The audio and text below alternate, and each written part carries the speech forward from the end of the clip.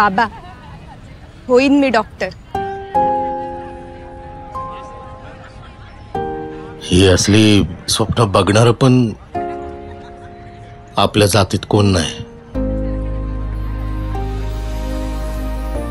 मग काय झालं? आम्हा मुलींचं व्यावसायिक शिक्षण मोफत केले शिंदे साहेबांनी. मुलींना मोफत उच्च शिक्षण योजना देणारे एकमेव नेते एकनाथ शिंदे.